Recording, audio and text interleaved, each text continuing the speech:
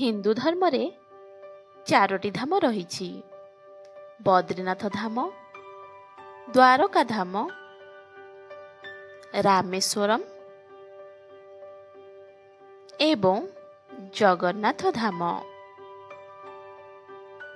ଆଉ ଆଜିର କାହାଣୀ ହେଉଛି ଜଗନ୍ନାଥ ଧାମକୁ ନେଇ। ଏହି ମନ୍ଦିରରେ କିଛି ଏମିତି ରହସ୍ୟପୂର୍ଣ୍ଣ କଥା ରହିଛି ଯାହା ଶୁଣିଲେ ଆପଣମାନେ ବି ହୋଇଯିବେ ଆଶ୍ଚର୍ଯ୍ୟ। ପ୍ରାୟତଃ ସବୁ ଦେବାଦେବୀଙ୍କର ମୂର୍ତ୍ତି ମାଟି କିମ୍ବା ପଥରରେ ତିଆରି ହୋଇଥାଏ, କିନ୍ତୁ ଜଗନ୍ନାଥଙ୍କ ମୂର୍ତ୍ତି କାଠରେ ତିଆରି ହୋଇଥାଏ। ଏମିତି କାହିଁକି ଜାଣିଛନ୍ତି କି? ଶୁଣନ୍ତୁ। ଜାରା ନାମକ ଏକ ଶବରର ତୀର ଯାଇ ଶ୍ରୀକୃଷ୍ଣଙ୍କ ପାଦରେ ଆଘାତ ଦେଇଥିଲା, ଯାହାଫଳରେ ଶ୍ରୀକୃଷ୍ଣଙ୍କର ମୃତ୍ୟୁ ହୋଇଯାଇଥିଲା। ସମସ୍ତ ରୀତିନୀତିରେ ଶବ ସତ୍କାର ମଧ୍ୟ ହୋଇଥିଲା। ଏହାପରେ ଜାରାକୁ ଏକ ଚକଚକ୍ କରୁଥିବା ଧାତୁ ଦେଖିବାକୁ ମିଳିଲା। ସେ ତାହାକୁ ଦେଖି ବହୁତ ଆଶ୍ଚର୍ଯ୍ୟ ହୋଇଗଲା। ସଙ୍ଗେ ସଙ୍ଗେ ସେ ଏହାକୁ ନେଇ ବଜାରକୁ ବିକ୍ରି କରିବା ପାଇଁ ବାହାରି ପଡ଼ିଲା। କିନ୍ତୁ ଜଣେ କେହି ବି ଲୋକ ତାହାକୁ ନେବା ପାଇଁ ସାହସ ମଧ୍ୟ କରିପାରିଲେ ନାହିଁ। ଏହାପରେ ସେ ସେହି ଚକଚକ୍ କରୁଥିବା ଧାତୁଟିକୁ ଏକ କାଠ ଉପରେ ରଖି ପାଣିରେ ଭସାଇ ଦେଲା। ସେତେବେଳେ ରାଜା ଇନ୍ଦ୍ରଦ୍ୟୁମ୍ନ, ଯିଏକି ଭଗବାନ ବିଷ୍ଣୁଙ୍କର ବଡ଼ ଭକ୍ତ ଥିଲେ, ତାଙ୍କୁ ଥରେ ଭଗବାନ ବିଷ୍ଣୁ ସ୍ୱପ୍ନରେ ଆସି କହିଲେ, ତୁମେ ସ୍ନାନ କରୁଥିବା ସମୟରେ ମୁଁ ତୁମକୁ ଏକ କାଠ ଉପରେ ଭାସି ଆସୁଥିବାର ଦେଖିବାକୁ ପାଇବ। ତାପର ଦିନ ସେ ତୁରନ୍ତ ରାଜା ସେଠାକୁ ଯାଇ ଏକ ଅଳ୍ପ ଦୂରରେ ଭାସି ଆସୁଥିବା କାଠ ଖଣ୍ଡଟିକୁ ଦେଖିବାକୁ ପାଇଲେ।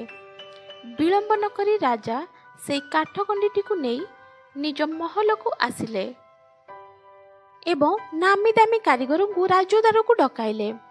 କିନ୍ତୁ କେହି ଜଣେ ବି ସେହି କାଠକୁ କାଟି ମୂର୍ତ୍ତି ତିଆରି କରିବା ପାଇଁ ସକ୍ଷମ ହୋଇପାରିଲେ ନାହିଁ। ଏହାପରେ ଅନ୍ୟ ଏକ କାରିଗର ଆସି ରାଜଦ୍ୱାରରେ ପହଞ୍ଚିଲେ। ସେ କହିବାକୁ ଲାଗିଲେ, ଏହି ମୂର୍ତ୍ତିଟି ମୁଁ ତିଆରି କରିବି, କିନ୍ତୁ ମୋର ଏକ ସର୍ତ୍ତ ରହିଛି। ଏହାପରେ ରାଜା ତାକୁ ତାର ସର୍ତ୍ତ ପଚାରି ବୁଝିଲେ। କାରିଗରଟି କହିବାକୁ ଲାଗିଲା, ମୂର୍ତ୍ତି ତିଆରି କରିବା ପାଇଁ ମୋତେ ପୁରା 21 ଦିନ ଆବଶ୍ୟକ। ସେଇ 21 ଦିନ ଭିତରେ ନା କିଏ ମୋ ସହିତ କଥାବାର୍ତ୍ତା କରିବ, ନା କିଏ ମୋତେ ଦେଖା କରିବା ପାଇଁ ଆସିବ ଏବଂ ମୋର କୌଣସି କାମରେ ମଧ୍ୟ ବାଧା ଦେବ ନାହିଁ। ରାଜା ଖୁସି ହୋଇ ସର୍ତ୍ତକୁ ମାନିଗଲେ। ମୂର୍ତ୍ତି ତିଆରି କାର୍ଯ୍ୟ ଆରମ୍ଭ ହୋଇଗଲା। ସବୁଦିନ ମୂର୍ତ୍ତି ତିଆରିର ଶବ୍ଦ ମଧ୍ୟ ବାହାରକୁ ଶୁଣାଯାଉଥିଲା, କିନ୍ତୁ ଧୀରେ ଧୀରେ ସେହି ଶବ୍ଦ ବନ୍ଦ ହୋଇଗଲା। ଏହା ଦେଖି ରାଣୀଙ୍କୁ ଲାଗିଲା କି ବୋଧେ ଭୋକ ଉପାସରେ କାରିଗରଟି ମରିଯାଇଥିବ। ତେଣୁ ସେ ତୁରନ୍ତ ଯାଇ ସେହି କୋଠରୀଟିକୁ ଖୋଲିବା ପାଇଁ ବାଧ୍ୟ କରାଇଲେ। ଯେତେବେଳେ ସେହି କୋଠରୀଟି ଖୋଲାଗଲା, ସେଥିରେ କୌଣସି କାରିଗରକୁ ଦେଖିବାକୁ ମିଳିଲାନି। କେବଳ ଦେଖିବାକୁ ମିଳିଲା ଭଗବାନ ଜଗନ୍ନାଥ, ଦେବୀ ସୁଭଦ୍ରା ଏବଂ ଭଗବାନ ବଳଭଦ୍ର। ପ୍ରତି 12 ବର୍ଷରେ ଥରେ ନୂତନ ମୂର୍ତ୍ତି ତିଆରି ହୋଇଥାଏ ଏବଂ ବ୍ରହ୍ମ ପରିବର୍ତ୍ତନ ହୋଇଥାଏ। ଏହାକୁ କେହି କେବେ ଖାଲି ଆଖିରେ ଦେଖି ନାହାନ୍ତି କିମ୍ବା ହାତରେ ଛୁଇଁ ନାହାନ୍ତି। ଯେଉଁ ପଣ୍ଡିତମାନେ ଏସବୁ କରିଥାନ୍ତି, ସେମାନଙ୍କ ଆଖିରେ କପଡ଼ା ବାନ୍ଧି ଦିଆଯାଏ ଏବଂ ହାତରେ ଗ୍ଲୋଭ୍ସ ପିନ୍ଧାଯାଏ ଏବଂ ପୁରା ଅନ୍ଧାର କୋଠରୀ ଭିତରେ ଏହା ହୋଇଥାଏ। କେବଳ ଏତିକି ନୁହେଁ, ପୁରୀ ଜଗନ୍ନାଥ ମନ୍ଦିରର ନେତ ସବୁବେଳେ ପବନର ବିପରୀତ ଦିଗକୁ ଉଡ଼ିଥାଏ। ଏହା କିପରି ଏବଂ କାହିଁକି ହୁଏ, କାହାକୁ ବି ଜଣା ନାହିଁ। ସାଧାରଣତଃ ପକ୍ଷୀମାନେ ଉଚ୍ଚ ଜାଗାରେ ବସିବାକୁ ପସନ୍ଦ କରନ୍ତି। ଯେକୌଣସି ମନ୍ଦିର ହେଉ, ଘର ହେଉ, ସେ ସେଇଠି ବସିଯାଆନ୍ତି। କିନ୍ତୁ ଜଗନ୍ନାଥ ମନ୍ଦିର ଉପରେ କେବେ ବି କୌଣସି ପକ୍ଷୀ ବସିବାର କେବେ ବି ଆପଣମାନେ ଦେଖିନଥିବେ। ଆଉ ଏକ ରହସ୍ୟ ହେଉଛି, ବିଶ୍ୱର ଏହା ଏକମାତ୍ର ମନ୍ଦିର ଯାହାର ଛାଇ କେବେ ବି ତଳେ ପଡ଼ିନଥାଏ। କଥା ଏଇଠି ସରିନାହିଁ, ଆହୁରି ବହୁତ କିଛି ରହିଛି। ଯେମିତିକି ପ୍ରତିଦିନ ମନ୍ଦିରର ନେତ ବଦଳା ଯାଇଥାଏ।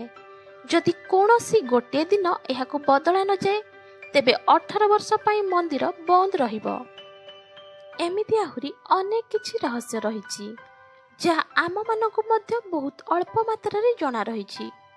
ଯଦି ଆଜିର ଭିଡ଼ିଓଟି ଆପଣମାନଙ୍କୁ ପସନ୍ଦ ଆସିଥାଏ, ତେବେ କମେଣ୍ଟରେ ଜୟ ଜଗନ୍ନାଥ ଲେଖି ଭିଡ଼ିଓଟିକୁ ଲାଇକ୍ କରିବାକୁ ଜମାରୁ ବି ଭୁଲିବେନି।